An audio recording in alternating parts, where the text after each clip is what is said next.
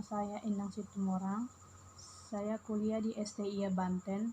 Nomor MTN saya 19020043 dan saya kelas A3 R4. Jelaskan tentang dana kas kecil, yaitu metode tetap dan metode fluktuatif atau metode tetap.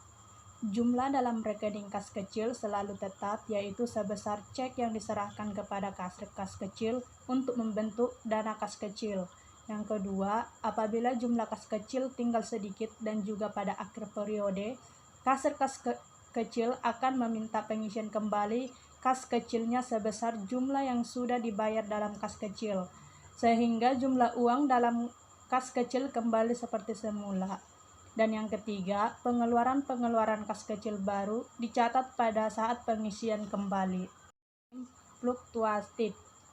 Pertama, pembentukan dana kas kecil dilakukan dengan cara yang sama seperti sistem inverse atau metode tetap. Perbedaannya dengan sistem inverse adalah bahwa dalam metode fluktuatif, saldo rekening kas kecil tetap, tetapi berfluktuasi sesuai dengan jumlah pengisian kembali dan pengeluaran kas kecil. Dan yang ketiga, pencatatan langsung dilakukan setiap terjadinya pengeluaran dari dana kas kecil. Menyelenggarakan pencatatan kas kecil untuk pengeluaran sebagai berikut. Transaksi selama bulan Desember 2012. Pada tanggal 1 Desember, pengisian dana kas kecil sebesar 800.000.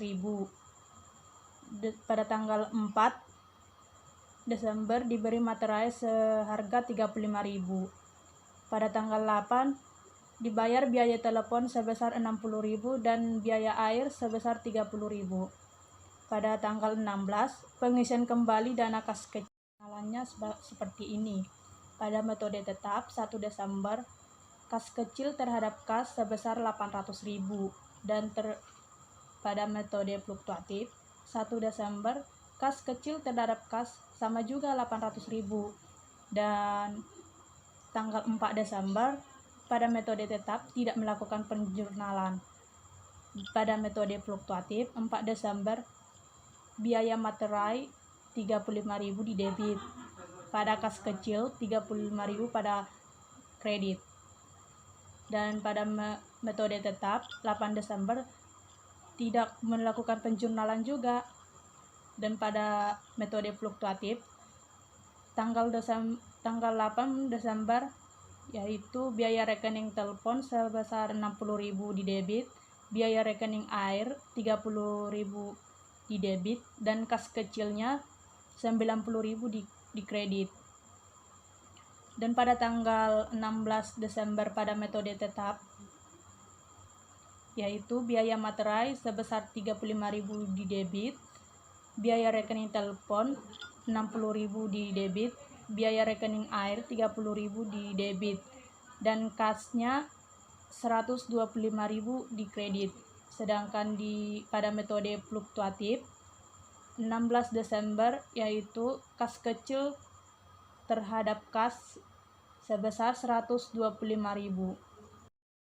Tentang wesel tagih dan wesel bayar. Wesel tagih. Wesel tagih merupakan janji tertulis tanpa syarat untuk membayar sejumlah uang pada waktu tertentu. Sedangkan wesel bayar adalah surat utang yang diterbitkan suatu perusahaan yang digunakan untuk membayar utang usaha yang telah jatuh tempo.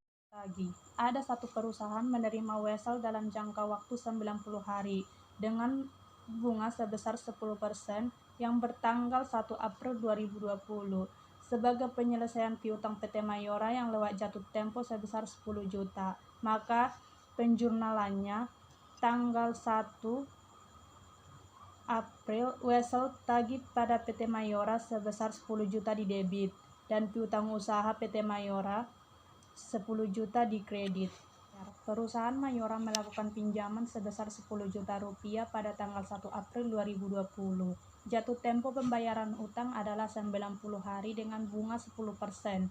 Maka jurnalnya yaitu pada tanggal 1 April kas 10 juta di debit dan kewajiban lancar 10 juta di kredit.